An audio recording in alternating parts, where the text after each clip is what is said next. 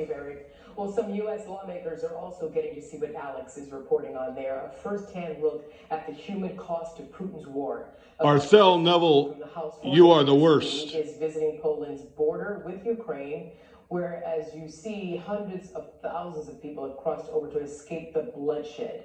The trip is You're supposed to report the news, not make the news. Listen to what she says. Joining me now is Pennsylvania Republican Congressman Brian Fitzpatrick. And Congressman, I want to ask you, when you were there recently visiting Poland, what struck you most? I mean, is there something that you'll never forget? Actually, I'm here right now, Arthel. I'm on the Polish side of the Ukrainian border.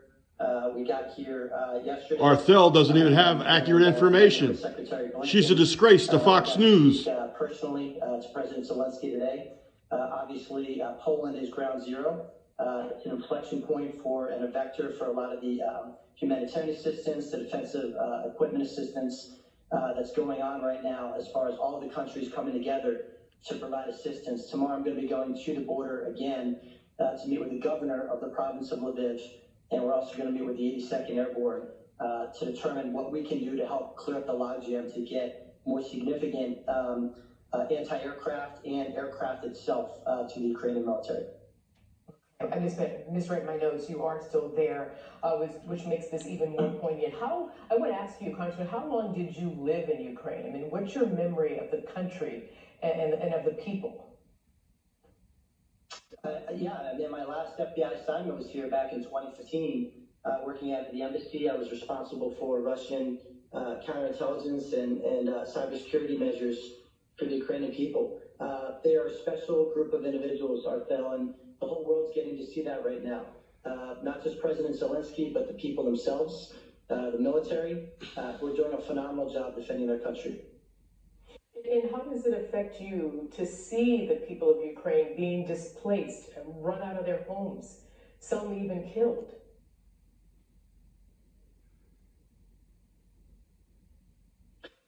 It's heartbreaking, Arthel. I mean, these are tremendous people that need our help.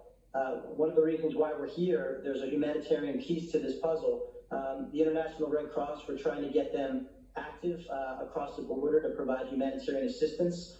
They are protected by the Geneva Convention, but we're dealing with a very unstable Vladimir Putin right now, so there's a lot of security measures we have to be cognizant of.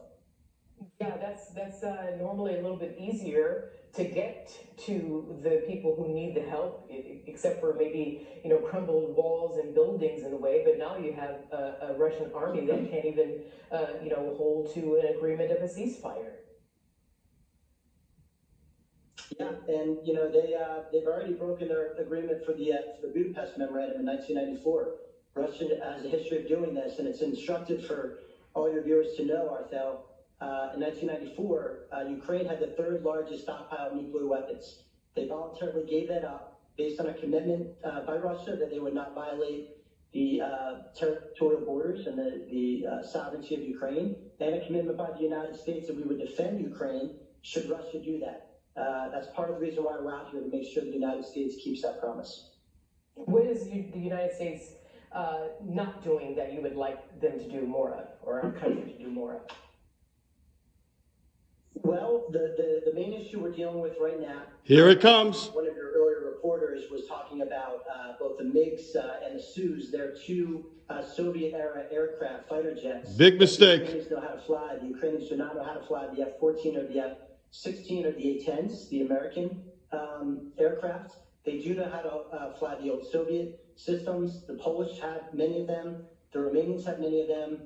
We need to cut the red tape from a NSC standpoint in the United States to make sure that we can get that across the border to them. President Zelensky pledged to all the members of Congress. I want to step in there, because if you're implying that the U.S. is blocking those MiGs from Poland, that's not true. How do you know, Arthel, it's not true? Jennifer Griffin. You put your foot right in it. Senior defense officials tell her that if Poland wants to send its warplanes to Ukraine, those MiGs you're talking about, it can. The U.S.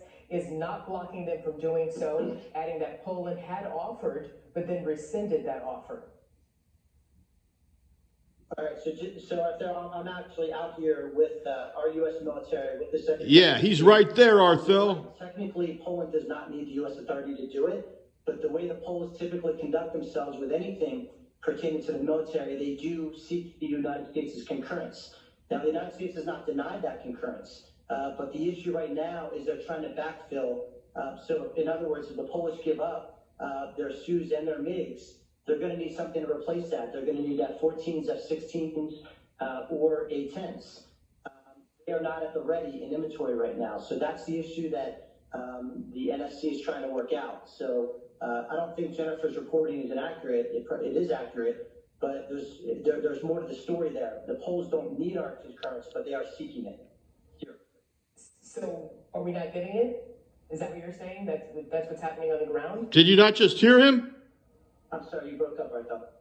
I'm sorry, you're telling me that the Polish authorities don't need our rubber stamp to send MiGs to Ukraine, but are you saying that the U.S. is not giving that rubber stamp?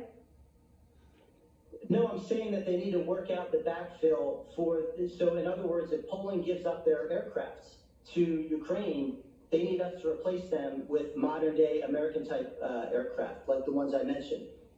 That's what they're working through right now. There hasn't been any denial of that, but the approval has not yet gone forward. The reimbursement of the aircraft or the replenishment of the aircraft has not been worked out yet. That's part of the reason why we're here.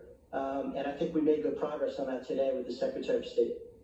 And are you getting all the cooperation from the Secretary of State and the administration that you need to backfill that stockpile for Poland if, in fact, they do provide the MiGs to Ukraine? Yeah, so we're going to find out tomorrow. Today was our first day of meetings. Tomorrow we're going to be meeting with the 82nd Airborne. We're going to be going to the border crossing itself. And that's our goal. That's why we have a bipartisan delegation of members of the Foreign Affairs Committee. And by the way, we're the committee that has to sign off, should Poland offer these weapons up, that we replenish them with U.S.-based aircraft. So it's a logistical thing that we're trying to work out here to make sure that we can keep our word to President Zelensky, that we give him cover in the air. That's what he's been asking for. The Ukrainians are tremendous ground fighters, but they can't deal with being out-bombarded in the air when the Russians have the aircraft and the Ukrainians do not. I want to, before, I know you have to get back to your work there, quickly though, and a very important NBA star and champion, also two-time gold medalist Brittany Griner was arrested. She's being detained in Russia. Do you have any info on what the U.S. government is doing to get her home?